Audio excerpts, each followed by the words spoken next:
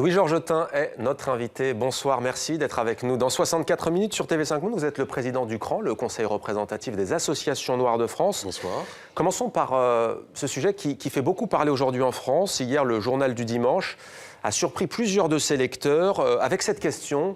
Vous-même, au cours de l'année, avez-vous personnellement rencontré des problèmes, insultes, agressions avec une ou plusieurs personnes issues des groupes suivants? Et là, on lit origine maghrébine, Rome, confession musulmane, origine africaine, confession catholique, confession juive ou encore origine asiatique. Ça vous choque? Oui, c'est une manière de manipuler les personnes en posant les questions qu'il faut ou qu'il ne faut pas. Moi, je pourrais faire un sondage demain matin en disant « Vos enfants ont-ils été agressés par des pédophiles? Est-ce que c'était des prêtres catholiques, des imams musulmans, des rabbins juifs, etc. » Donc, vous voyez, on pose des questions pour stimuler certaines réponses et identifier des groupes cibles. Ouais. D'ailleurs, il n'y a pas noir. Hein. Est-ce que ça vous interpelle ou pas? Il pourrait rajouter, il pourrait remettre. Non, mais évidemment, c'est un air du temps qui est un petit peu malfaisant. Et le JDD, il cède après quelques autres, comme on a vu récemment. Mais qu'est-ce que ça soulève au fond, Louis-Georges Tin? On a l'impression qu'aujourd'hui en France, l'identité est devenue au fond la seule nouvelle méthode pour distinguer les populations, pour classer. Fini les classes sociales en fait, non?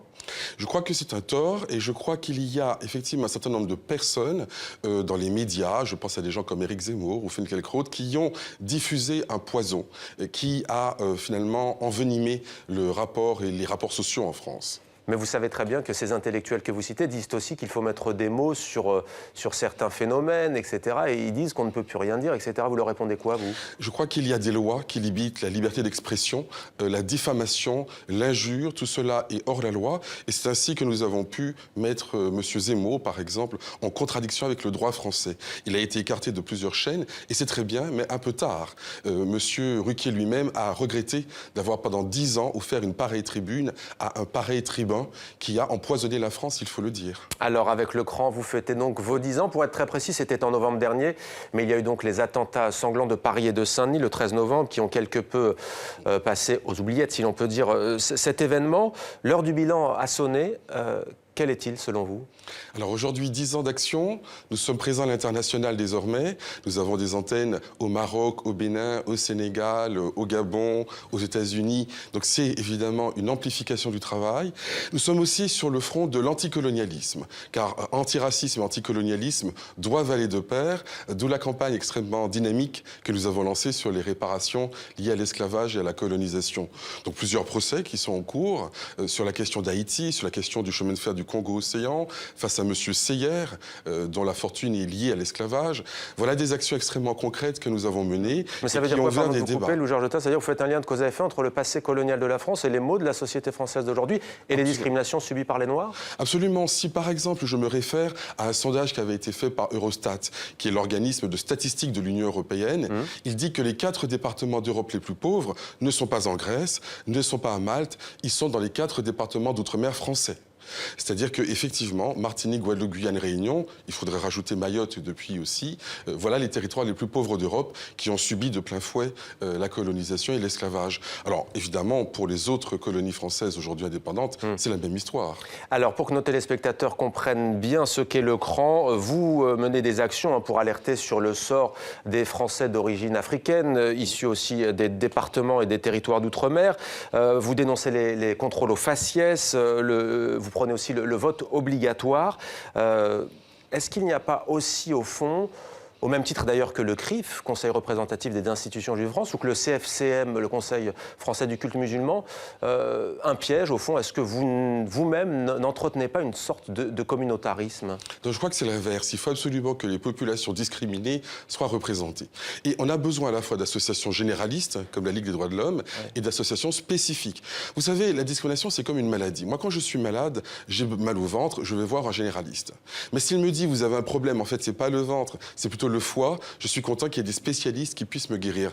Donc nous faisons un travail complémentaire et il y a des questions spécifiques qui se posent aux Noirs de France et puis des questions généralistes que peuvent traiter les associations généralistes. Quelles sont les discriminations justement dont ils sont la cible aujourd'hui? On imagine que vous recueillez des témoignages. Alors il y a beaucoup de questions liées aux lois d'immigration qui sont non seulement de plus en plus dures mais appliquées d'une manière de plus en plus arbitraire. L'état d'urgence ne va pas améliorer les choses.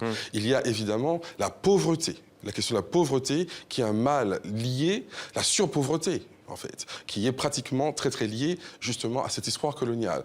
Le contrôle aux faciès, par exemple, est effectivement une chose extrêmement... François Hollande avait promis des choses à ce sujet, vous êtes déçu? Pour les Noirs et les Arabes, et rien n'a été fait à ce jour. Donc vous voyez, il y a plusieurs exemples typiques que l'on pourrait multiplier. La question du logement, la question de l'emploi. Nous avions fait un sondage déjà avec la Sofres en 2007 qui montrait qu'effectivement, le taux de chômage des Noirs en France est 2 fois plus élevé que celui des autres. Ce n'est pas normal. Il y a là un effet, il y a la discrimination. Ça ne vous a pas échappé, aux États-Unis, des acteurs afro-américains ont décidé de boycotter la prochaine cérémonie des Oscars. Ils protestent contre l'absence de comédiens noirs dans la liste officielle des nominés. Quel regard portez-vous sur cette polémique? Eh bien, ils ont raison de protester. Omar Sy a raison de boycotter cette cérémonie. Mais moi, je me tourne vers les Césars et nous avons fait des enquêtes chiffrées sur les Césars et nous avons constaté que la situation est bien pire. Nous avons d'ailleurs interpellé le président de l'Académie qui a répondu avec beaucoup de désinvolture en disant oui, et pourquoi pas les Arméniens, parce que lui-même est arménien. Alors évidemment, pourquoi pas? Mais il ne comprend pas ce qui se passe. Effectivement, entre 1970 et 2015, il n'y a eu aucune actrice noire, ne serait-ce que nominée, aucune. Voilà, en 40 ans. Pour ce qui est des hommes de la diversité, eh bien c'est 2%. Alors que dans ce pays, nous représentons à peu près 12 à 14%. Donc il y a une lacune, c'est un racisme institutionnel. Vous voyez, c'est pas au moment du vote, les gens se disent pas « je vais faire exprès, je vais contrer tous les acteurs noirs qui passent ». Mais il y a... au fond, une sorte d'indifférence, d'aveuglement, un système qui fait que les inégalités se reproduisent de génération en génération. Concrètement, que faire, que proposez-vous s'agissant du cinéma, mais pas seulement, dans les médias? Sur le cinéma, il faut élargir le corps électoral. Aujourd'hui, il est massivement blanc. Il faut plus de diversité parmi ceux qui votent pour avoir plus de diversité parmi ceux qui sont élus. D'une manière plus générale, il faut des mesures fortes. Nous sommes par exemple en train de travailler sur une proposition de loi concernant les actions de groupe contre les discriminations avec Razia Hamadi. C'est très important, ça serait une révolution si c'est fait. Ça a été déjà voté à l'Assemblée et au Sénat, et ça va retourner à l'Assemblée. Concrètement, ça permet aux gens de porter plainte ensemble. Qu'il s'agisse d'ailleurs de racisme, de sexisme ou d'autre chose. Le problème, c'est qu'en général, vous avez un rapport très disproportionné entre la personne qui est discriminée et l'entreprise, peut-être multinationale, qui discrimine.